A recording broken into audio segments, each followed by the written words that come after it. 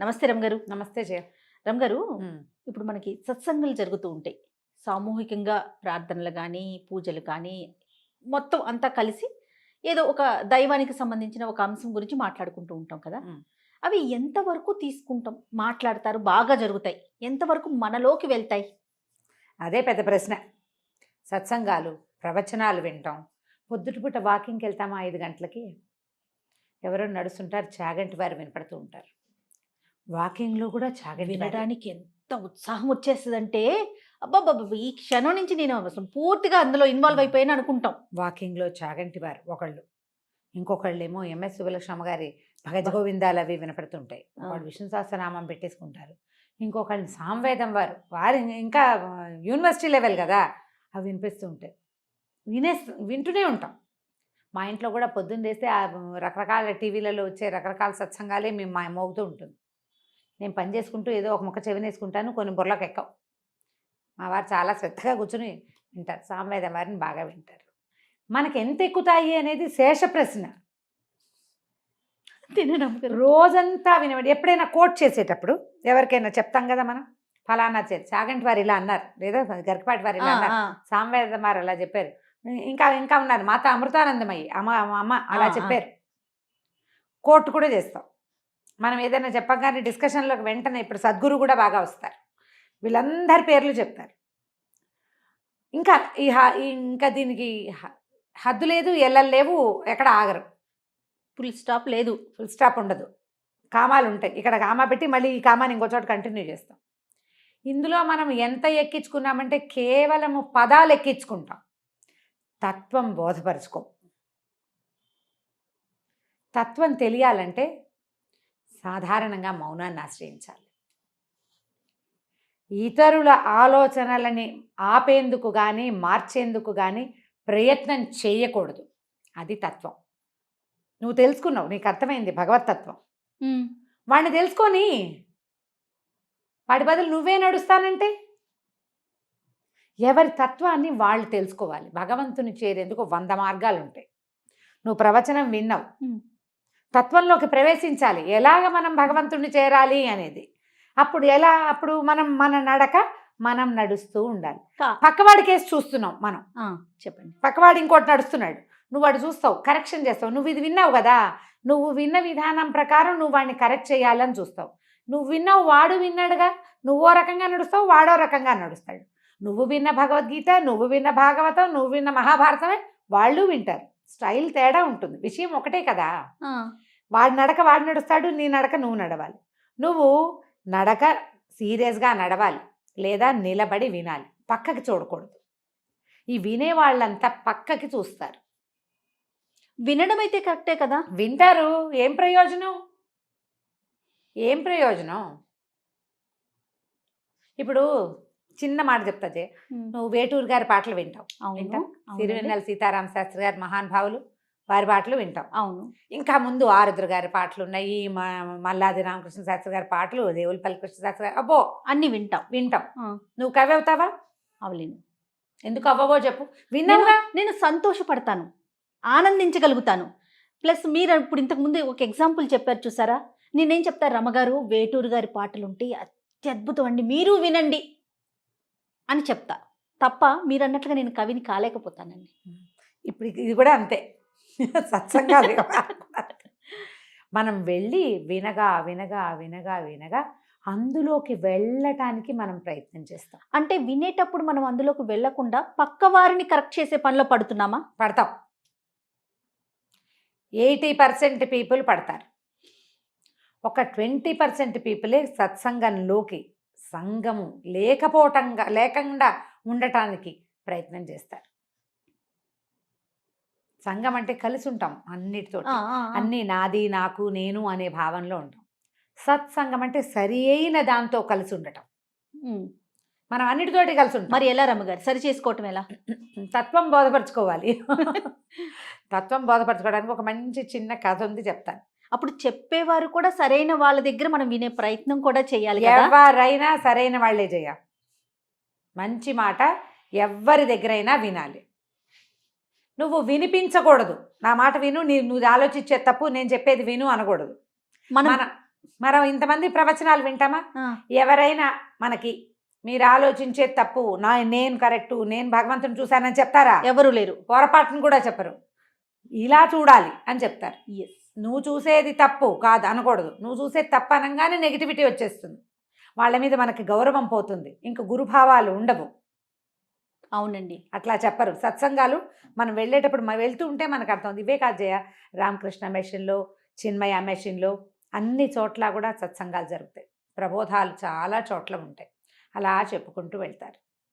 మనం మీరు చేసేది తప్పు అన్నారా ఈ సత్సంగకర్తల్లో ఎవరైనా సరే ఆగిపోయారే. వాళ్ళు అక్కడే ఉంటారు, ఒట్టి మాటల దగ్గరే ఉంటారు. ఏది తప్పు కాదు. భగవంతుణ్ణి చేరేందుకు కోటాను కోట్ల మార్గాలు ఉన్నాయి. ఎవడి కర్మానుభవాన్ని బట్టి, వాడి బుద్ధిని అనుసరించి ఆ మార్గం అలా వెళ్తుంది. ఇతరులని సరిచేయద్దు అని చెప్తాడు భగవానుడు. నీ భక్తి నీది, నా భక్తే కరెక్ట్ అని నువ్వు అనుకోవడానికి వీల్లేదు. నీది నీకు కరెక్టు, పక్కవాడి భక్తి పక్కవాడిది కరెక్టు. వాడు ఏ రోజు సరిచేయబడాలని వాడు ఇక్కడ రాసుకొచ్చాడో ఆ రోజు సరిచేయబడతాడు. నువ్వు నీ ఉపాసన మానేసి పక్కవాడి ఉపాసనని సరిచేసే ప్రయత్నం చేయకూడదు. సత్సంగాల్లో చెప్తారు ఈ మాట. బా, ఆ మాటను మర్చిపోతాం మనం. మిగిలిన వ్యవహారాల మీదకి వెళ్తాం. రమగారు మీరు వెళ్తుంటారా? కొంచెం తక్కువే చేయ, వింటాను నేను. నాకు అవకాశం ఉంది కదా. Okay okay. నేను వెళ్ళేది తక్కువ, వినడం ఉంది బాగా. స్టోరీలోకి వెళ్దామా రమగారు? ఒక ఊళ్ళో ఒక ఆయన ఉండేవాడు, ఒక చిన్న ఊర్లో.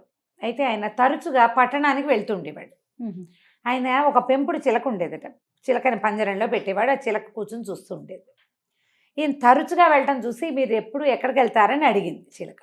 అడిగితే ఆయన ఏమన్నాడు, పక్కనున్న పట్టణంలో ఒక ఆశ్రమం ఉంది, అక్కడ సత్సంగం జరుగుతుంది, ఆ సత్సంగానికి వెళ్తాను నేను, చాలా బాగుంటుంది. సత్సంగం అంటే ఏం చేస్తారు అని అడిగింది. ఒక గురువుగారు ఉంటారు, ఆయన చాలా మంచి మాటలు చెప్తారు, మరి వినడానికి చాలా అద్భుతంగా ఉంటుంది. అక్కడ ఉన్నంతసేపు ప్రశాంతంగా ఉంటుంది, మరి 4 మంచి విషయాలు తెలుసుకోవచ్చు, బాగుంటుంది, నాకు సంతోషాన్ని కలిగిస్తుంది, అందుకని వెళ్తానన్నాడు. అయితే చిలకంది, నాకు మరి ఒక ప్రశ్న ఉందండి, గురువుగారిని అడిగొస్తారా అని అడిగారు. సరే, నాకు ఎప్పుడు స్వేచ్ఛ లభిస్తుంది అని గురువుగారిని అడగండి అని అడిగింది. మంచి ప్రశ్న అడిగింది కదా. చిలకకి స్వేచ్ఛ ఎట్లా లభిస్తుంది? పంజరం నుంచి వదిలితే కాదు. అంటే ఇక్కడ క్వశ్చన్ ఎలా అర్థమైందంటే, నాకు ఎప్పుడు మరణం వస్తుంది అన్నలాంటి ఒక క్వశ్చన్ మనకు అర్థమవుతుంది. సరే, ఈయన వెళ్ళాడు.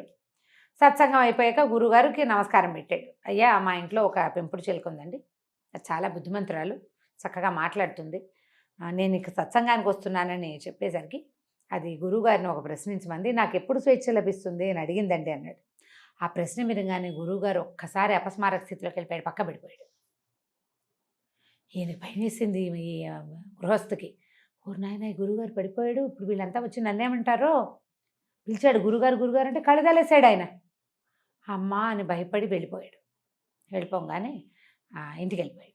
ఇంటికి వెళ్ళిపోతే చిలక, అయ్యా నేను అడిగిన ప్రశ్న అడిగారండి గురువుగారు? నేను అడిగాను, కానీ నువ్వు నీ ప్రశ్న అడగంగానే ఆయన ఏమిటో అపస్మారక స్థితిలోకి వెళ్ళిపోయాడు, ఏం చేయాలో తెలియలేదు, నేనేదో చేశానని ఎవరైనా అనుకుంటారేమోనని భయపడి వచ్చేసాను అని చెప్పి.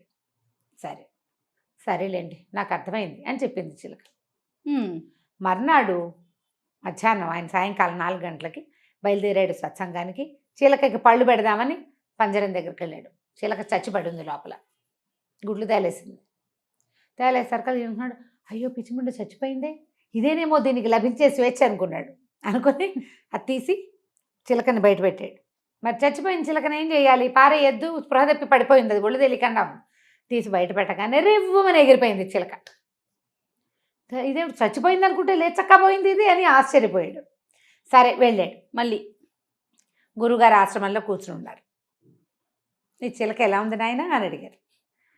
ఏమిటోనండి, అది నేను మీరు చెప్పిన సమాధానం, మీరు పాపం మీరు స్పృహలో లేరు, ఇలా అపస్మారంలో వెళ్ళారని చెప్పాను. సరేనంది, సాయంకాలం అది చచ్చిపడి ఉంటే చచ్చిపడిపోయింది అనుకున్నాను, సమస్యలు పడిపోయింది, అయిపోయింది అది అనుకుని తీసి బయట పెట్టగానే అది ఎగిరిపోయిందండి అన్నాడు. అనేసరికల్లా గురువుగారు చెప్పారు, నాయన నేను హేళగా చేసిన ఒక విషయాన్ని తెలుసుకుంది నీ చిలక, నువ్వు సంవత్సరాల తరబడి వచ్చినా నీకు తత్వం బోధపడలేదు, అది ఒక్క చిన్న జెస్చర్ తోటి దానికి అర్థమైపోయింది. చూడండి, ఇలా చెయ్యాలని వెలిగింది దానికి. నువ్వు తప్పింది, నీకు స్వేచ్ఛ కావాలంటే నువ్వు అపస్మారంలో ఉన్నట్టు నటించాలని ఒక వాక్యం. అంతే. కంటితో చూడకపోయినా ఇట్లా తెలిసేసరికి పాటించింది, మనసుతో పట్టేసింది. అంతేగా. ఇప్పుడు మనం 100 సార్లు ప్రవచనాలు వినడం కాదు, బా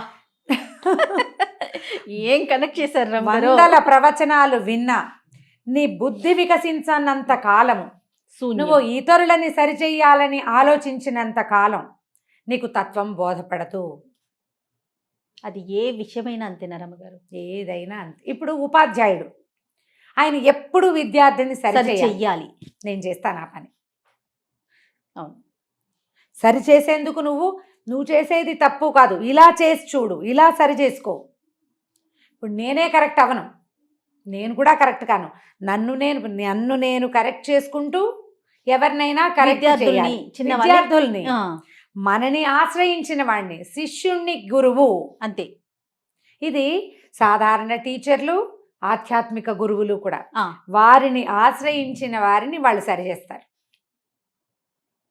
మనం గురువులం కాం. ప్రతి వాళ్ళు మనం వినంగానే మనకు వచ్చేసింది, మనకు తెలిసిపోయిందని, మనకు తత్వం బోధపడిందని ఇతరులకి తత్వం బోధించడానికి వెళ్ళిపోతాం. అది చేయకూడదు. అస్సలు చేయకూడదు. ఏంటంటే ప్రతి వాళ్ళు ఒక గురువు అవతారం ఎత్తుతారు. అవునండి. నేను టీచర్ని క్లియర్గా చెప్తున్నాను. టీచింగ్ వేరు, గురుత్వం వేరు. టీచర్లు గురువులు కాదు. టీచరు గురువుగా ఉండే కాలం చాలా ముందు మనం ఉండేది. దాన్ని వదిలిపెట్టి వచ్చేసి చాలా సంవత్సరాలు, 100 సంవత్సరాలు అయిపోయింది మనం. అవునండి. పైగా ప్రతి టీచరు ఆధ్యాత్మిక గురువు కాదు. చాలా ఒకళ్ళిద్దరూ ఆధ్యాత్మిక గురువుగా కూడా పరిణమించిన సందర్భాలు ఉంటాయి కొన్ని చోట్ల, ఉన్నాయి.